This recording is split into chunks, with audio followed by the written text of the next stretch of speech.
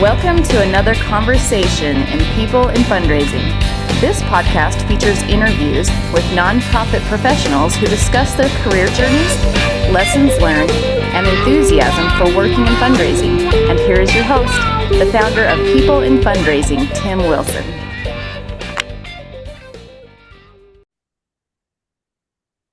Good morning, everyone. Today is Tuesday, February 3rd, 2026.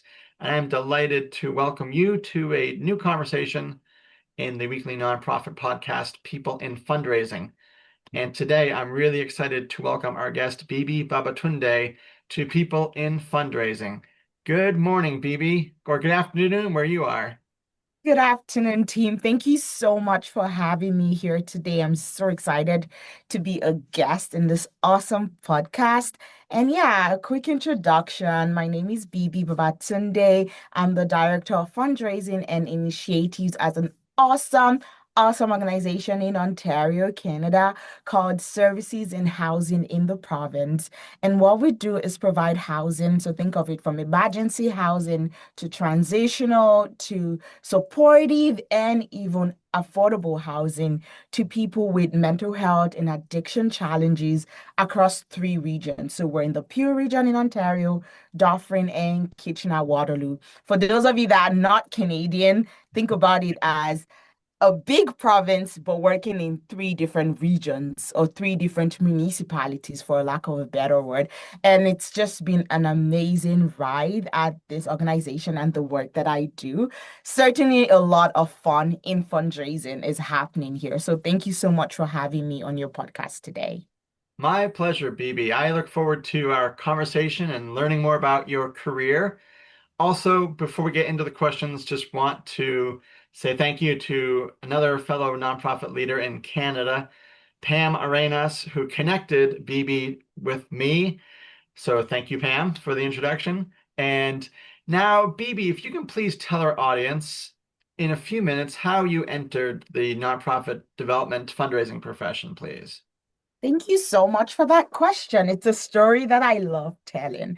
So Awesome. many years ago, I guess I can start from when I was growing up. So as a little girl, I was born and raised in Nigeria, and my dad is a pastor. So we did a lot of missions work. So we would travel to like my hometown and a lot of like small villages to do the work of ministry. But part of that is also meeting people where they are. So in conversations, we meet a lot of widows that are struggling and they just need support. And in the beginning, we'll give them money to buy stuff. After a while, we're like, oh, money cannot really do anything. Maybe we should do some skills development training for them so that way they can like take care of themselves and their children and their family. So it was work that I did for many years. I never thought about it as work.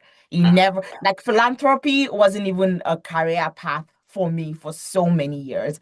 And so many years down the line, I went to university. My degree was in international studies. I always thought I would be one of those people that work at the UN or the FAO or something really cool and awesome like that. And so after university, I decided to go to graduate school, and I actually went to school in the US. And so I went to this university called University of Denver. I loved it because it just screamed awesome. And also there was like awesome people that graduated from there, like Condoleezza Rice and I think Madeline Albright, and the school was actually named after her father.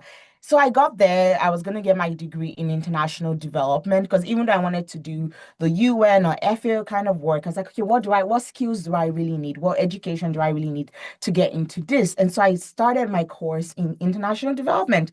And part of the requirements to graduate with a master's in international development was statistics.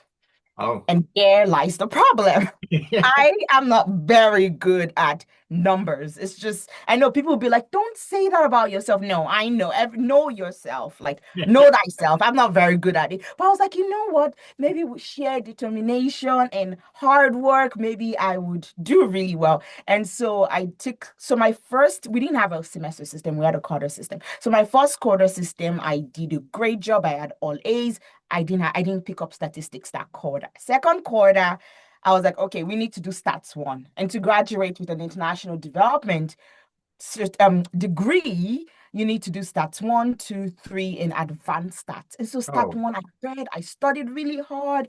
And unfortunately, I failed. I failed Oh, my stats exam. It was just not it for me. And so I went to my the counselor, I think that's what they call, I don't remember, like academic counselor, to talk about, okay, what are my options? Like, if I failed stat one, I don't see myself being successful, and I don't want to pay for like all that courses I'm going to fail. Like, what are my options? yeah. And she was like, you can graduate, you can switch to international studies, and there's no requirement for stats in that program. I'm like, you know what? That's easy. I can do that. And so I moved to stats, which you need to figure out what your specialization is going to be. Because in our grad school program, you have like a degree, but then you can pick like 2 to 3 things to specialize in. And so coming in, I knew I wanted to work in food security. And though I specialized in food security, so you take 3 graduate level courses in food security to get like a specialization. She was like, you need to think about something else. And so I was going through the list, and then I saw a course, nonprofit management and fundraising. I was like, okay, let's try it out. And so I went there, and it was like the class was taken by a director of development in a water charity, Mm, some kind of charity there in Denver. My school was in Denver. And so I was like, okay, let's do it. And so one day after we were going through like coursework, she's like, you know what? Let's all practice the ask.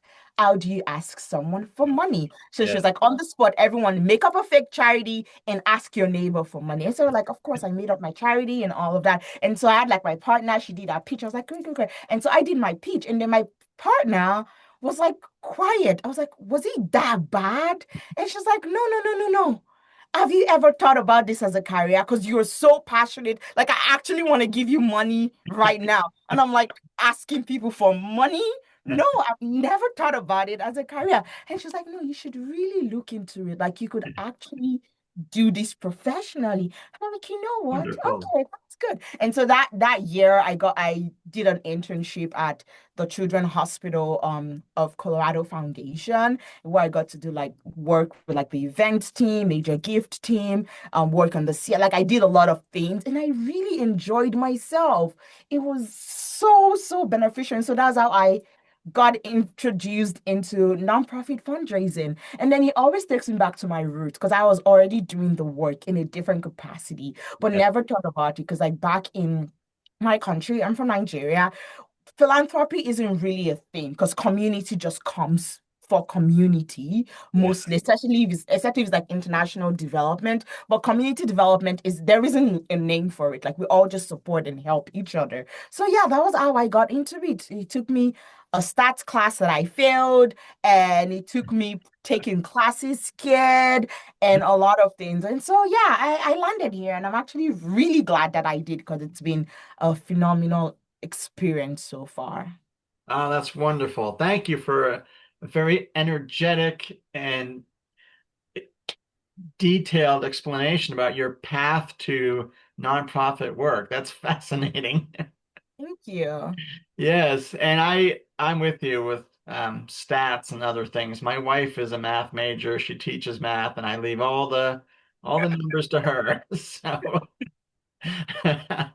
Um, so Bibi, so much of your nonprofit leadership experience has been within specific sectors, Mhm. health, human services, community development. You definitely talked quite a bit there about the background you have um, with the pastoral work and community development, um, and uplifting people in communities. Are there other factors that have drawn you specifically to health and human services, community development, given that there are other sectors within the nonprofit world? And what about those particular causes pull you to them in the work that you do? I would say the biggest thing for me is that in a lot of those causes, right, fundraising isn't abstract. Yeah, Right? If the money doesn't come in, the impact really doesn't happen. So that proximity to people is something that tugs on my heartstrings, right? It's clear the systems either fail people or hold people. And a lot of the thing is like it's not often a quick fix. For example, I currently work in homelessness and mental health. It's long-term outcomes. It's seeing people go through different phases of their life and still see them as deserving of support that they need. Yeah. So yeah, it's for me, it's that intersection of people and systems that support those people and accountability tied to it. So it's real lives, it's real consequences if funding fail. And yes, it's a bigger burden, right? Because if I was working in a sector that wasn't like focused on people in that capacity, that long-term out, like that it fails, or is it that you're failing people, or you're holding people, or systems are failing people, not you. Systems are failing people, holding people. It gets abstract for me. So being able to see like, okay, this is someone's story. This was someone that, for example, in my current context, were maybe working and had like a health situation that led to like a mental health crisis, and now they lost their home and now they're living in a shelter and they're trying to get back to where they are. It's very concrete for me. Yeah. It's not abstract. If the money doesn't come in, the impact doesn't happen. And so things like housing, health, food security, mental health, it's infrastructure if you think about it. Like it shouldn't be charitable work, right? Unfortunately, it is. This is where we found ourselves as a world, right? Charities have to exist to support people in that capacity. But I think of it as actually infrastructure systems that makes a significant impact on our community. And it just draws on my heartstring, and that's why I always go for it. It's the people, it's the long-term outcomes. It's not the quick fix, today fix. Like before we get to that happy story, it's probably like a zigzag. And at some point, maybe a happy story would never come out of it. But then it could be 5 years, it could be 10 years, whatever that looks like. Yeah. There is an outcome that is significant. So that's it for me, really. That's a great answer. Thank you for sharing that. As we talked preparing for today's conversation, Bibi, you shared this next topic with me, and I'd love to get some more of your reflection on it. Quote, that you're really passionate about how faith, culture, and lived experience shape our approach to philanthropy, and how emerging fundraisers, especially women and people of color, can navigate leadership and visibility in the sector. Mhm. What would you like to share about that passion with our audience, please?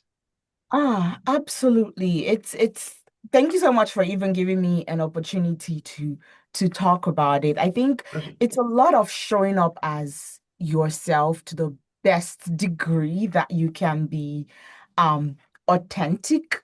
Unfortunately for a lot of people of color, especially women, um authenticity is not something that you would naturally bring to the workplace. Hmm. Uh, just because of the way things are set up, right? It's not something in my control. But faith, culture, and lived experience for me shape how we see responsibility, not just generosity, right? So growing up in church, someone has a need. Let's say a family comes forward and says, we need XYZ. Yeah. An offering basket is being passed around. And Yes. everybody, even out of the little, so this is not fundraising from people that have a lot. This Right. is fundraising for people that are also just trying to get by. But out of the little that everyone has, growing up around that normal life that we all just still give, even if it's a little bit. Right? Right. Growing up, we always had people over at our house. Mm.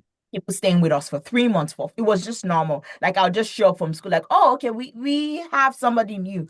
Awesome. So Wow. that's just like normal to me. Like being able to extend yourself and open yourself up to generosity. And like the scripture for me, I'm a Christian, also really emphasizes that, right? My faith shapes how I think about stewardship.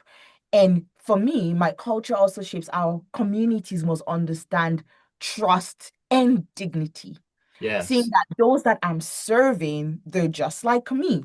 right? They look like me, they sound like me. In many cases, the people that look like me are overrepresented in a lot of the causes Mm. that we work in the charitable sector, but also in that I can show up and get rid of narratives that are harmful, Yes. get rid of narratives that paint a certain group in a certain light that it shouldn't be. And I can do my own part in ensuring that dignity is centered in how clients are spoken about. Dignity is centered in that. Like, it's my responsibility, right? It's not about being generous. I'm not being generous in because I'm in this sector. I mean, some of my friends that work in like corporate job and they earn a lot more money than me and all Sure. of that. They might see it as like, oh, bless your heart. Look at the awesome work that you want to give your life to. I could never. I'm like, no, it's I'm not being generous. I see it as my responsibility, right? Yeah. And I also believe that philanthropy isn't neutral. Our values shape what we notice, what we prioritize, and what we listen to. So it's just very important for me to see how all that merges. We need more people of color that are fundraisers because there's Definitely. also that power imbalance and dynamic, like especially if you're like in major gift fundraising, a lot of times you're going into rooms that nobody looks like you and you're Yes. advocating for causes that impact community, that changes lives. So there's need for more people to come into this and also more allies, like that allyship piece, knowing that when we're in rooms that stewardship or impact is not centering the dignity of our clients, we can put our hands up and say, no, no, no, no, no. Yeah. That is not right. We don't talk about our clients that way. Yes, you really want to get the money. Yes, you really want to get the grant approved, but no, it gives me that responsibility. My Christian faith makes sure that I have that mindset that everyone is deserving of good things, right? Yes. Nobody is too big or too small. No, no, no. Everybody is deserving of it. So it's not as though that I've had it all figured out. I'm not even gonna lie. It's not like every day is a new thing. But yeah, leadership for me is just something that you continue to get through exposure, through difficult conversations, and also acknowledging that I am fortunate to be in the position that I'm in and figuring out other ways to get people that look like me to have access to these corridors and to have access to these conversations because it's not going to be easy for everybody. I still have challenges till today, Sure. but yeah, who gets encouraged to speak, to lead, to be visible, it matters to me. And I'm going to say this just as the last dot to this question because I know I'm like throwing things at you from every angle. I would say for future fundraisers, especially women and people of color, the work is not just being an excellent fundraiser, but it's also knowing that I can claim space without apology. I am part of the table because I'm deserving, right? I have the skills, I have the knowledge, I have the lived and living experience because our experiences is not just in the past, it's current, right? We're still in the Yes. middle of it. So know that, don't think about, oh, I'm just an excellent fundraiser, but I also deserve to claim space. So yeah, I'll pause there for now. There's so many angles to it, but there's just that intersection of faith, culture, identity that ties into this incredible work of fundraising that we do. So yeah. Yeah. Well, thank you for sharing all of that. And so much of what you said resonates with what I feel and what I believe as a Christian as well. Mhm. Um, just the dignity that each person has in the image of God Mhm. and something else as you were talking about representing community and lived experience made me think that one of the challenges that I think still is in our sector sometimes is this viewpoint of like the white savior Mhm. complex. Oh. Like, you know, only people from the Western Hemisphere can come into, developing nations and they know Mhm. how to make it run better, more efficient and Mhm. not. And I think that that mindset skirts over, very unfortunately, what you just talked about, the dignity of each person Mhm. presenting the communities, and it can lead to more harm. And and the data isn't lying, right? We look at global aid and international development and the impact of how that perspective, not really centering community voices and making sure that interventions are community led. Yeah. We've seen it. Like it doesn't work. There's so many stories that I have heard and I've seen and I've presented on when I was in my graduate program, or for example an organization comes in and says that we want to solve the water problem. So instead of women walking 2 kilometers to the stream, we're going to bring the water pump to the middle of the village. So that way you just take a few steps, get your water and go back. But Right. then there's an aspect of like, okay, this is the only time women get to like escape from their lives and Right. have fun with their friends and gossip and have a good conversation. You're stealing that. Like you're Yeah. taking that time away from them. If you had met with the women that were doing this label and asked them, like, okay, what would you really think is helpful to solve this water problem? They Yeah. would have told you, please don't bring it to the middle of village. I need my girl time. That's I need to spend time with my friends. I need to talk to my friends. Don't take that away from us. But then someone absolutely coming from outside and is like, yes, we solved the problem. Now they have access to water. And then in the stats, 500 community members can now access clean drinking water right in the center of their thing. They don't have to walk somewhere because you think about the problem. They're walking in the heat and it's hot and they're right. carrying 5 kgs of five. Like, think about a way to involve them in the solution, right? Yes. Okay, maybe the solution isn't bringing the water to the center. Maybe they still want to go to the stream. Maybe it's thinking of, okay, the water bowls is too heavy for their head. Okay, maybe we solve it and move it to a trolley. So, yeah, we see it all the time when people come from outside to try to impose changes and solutions that they think like, oh my God, this would change your life so much, but Right. forgetting to think about the culture, the preferences of I'm so big on like community-led philanthropy, community-led work because it just makes more sense. And also, even in fundraising, a lot of times we think, oh, we need to go to the major donors, we need to go to the big people that have the big money, but also being able to harness community coming together. Yeah. Again, it's not about the amount of money someone gives, but it's about what it means to them. Leveraging those little communities here and there. And so, okay, this is what we're trying to do in your community. How can you come together to support that? It's opening that, it's dialogue, it's learning. It stays away from that white savior narrative because then communities are part of it, and it's also going away from that mindset of like, oh, the community is a damsel in distress that needs to. Right. Most times the community has like answers and solutions like they can make. Maybe it's just a resource issue. Then you know that okay, we're partnering with you as the resource provider, but you guys are really the ones with the solutions because this is your life. I'm going to do this project 6 months, 12 months. I'll move back to New York or move back to Toronto, but this is your life. So, yeah, thank you for bringing that. It's so, so key. It's like so important. Yes.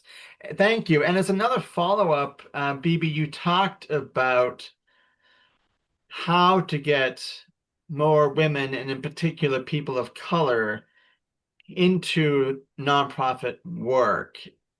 And in your experience, have you been involved in efforts to do that? And what might those efforts look like, please?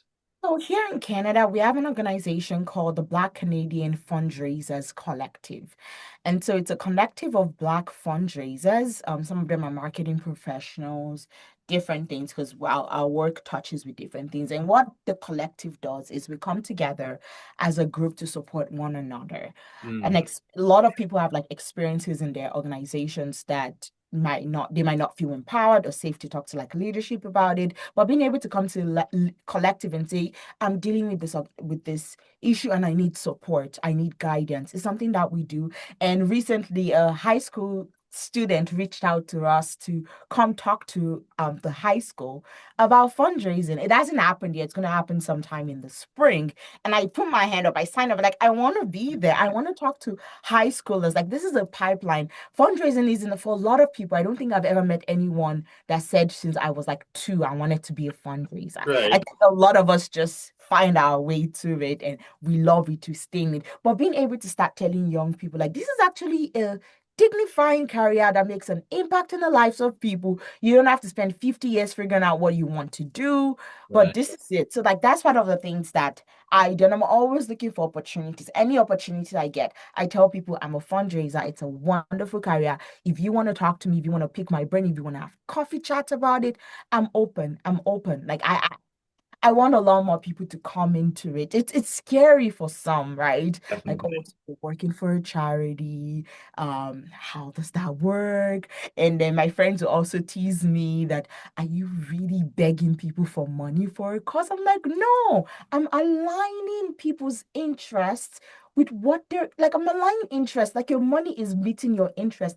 If you have a burden in community and you cannot leave your fancy tech job to come solve it, you give your money to solve it. So it's also helping people reframe what fundraising is. It's really bringing value and money together. We're value providers. We provide value to community. We provide value to people that care and are interested in what's happening, and different causes are out there. So it's also, I do that, try to educate and have people have a different mindset about it, especially within my community.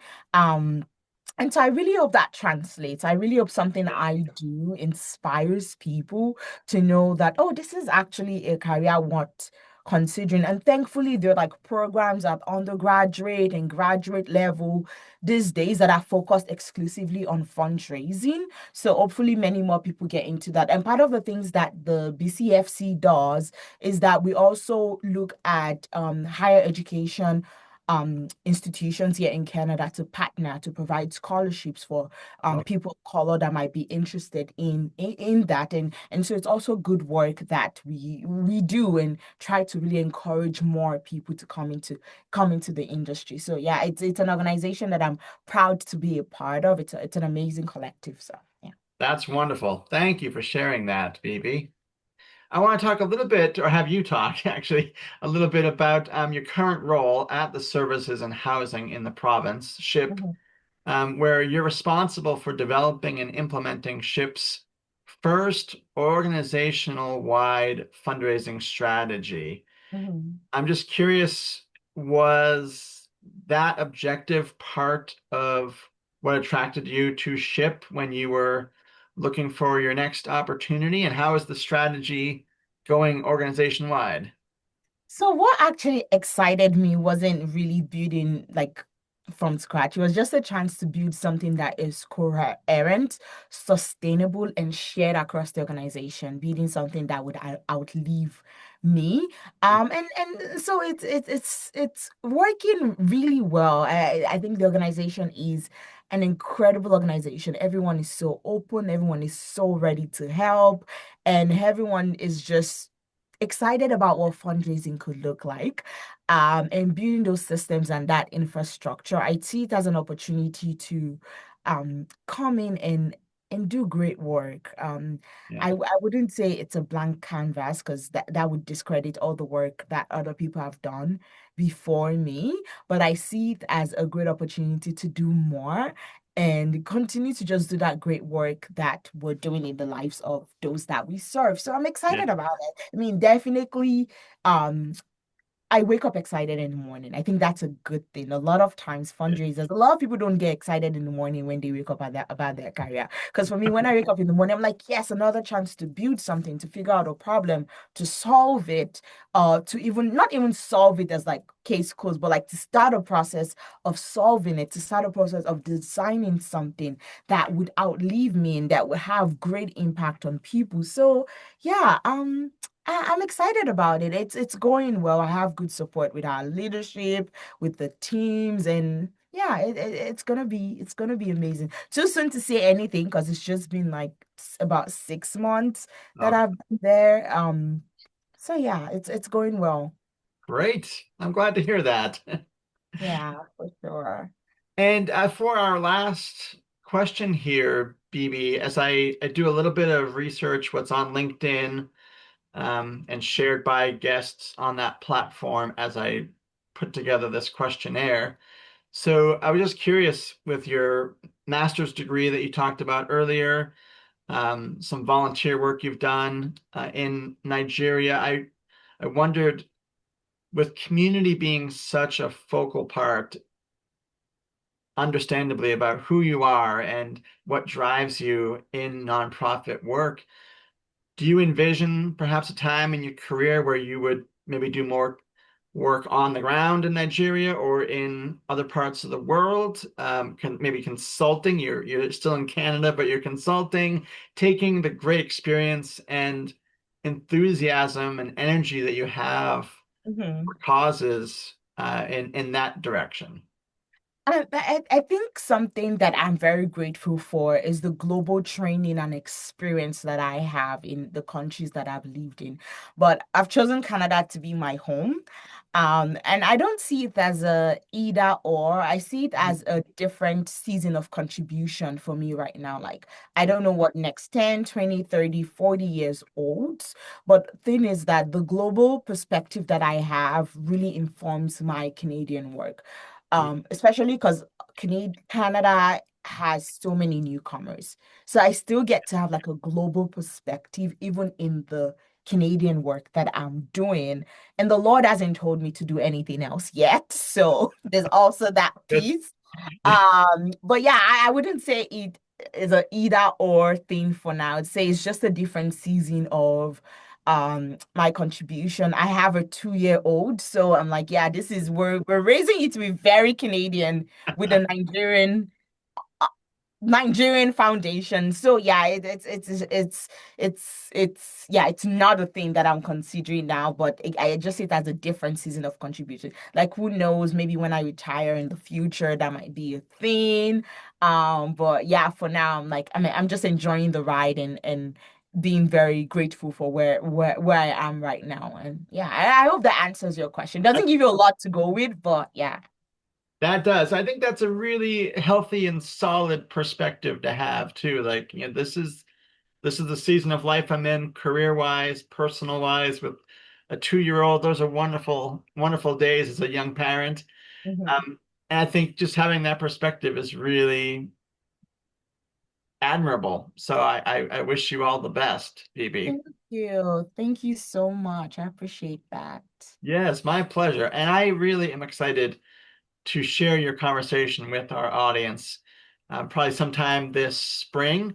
Um, it's part of a series I intend to do over the next year Hmm. plus, where I'll be highlighting, interviewing people of color, people from outside of the United States in particular, to just amplify their experiences and hopefully, in a way, maybe contribute to what you've talked about, how we need to have more people of color, more women in the profession, more global voices and perspectives. And so that's my goal.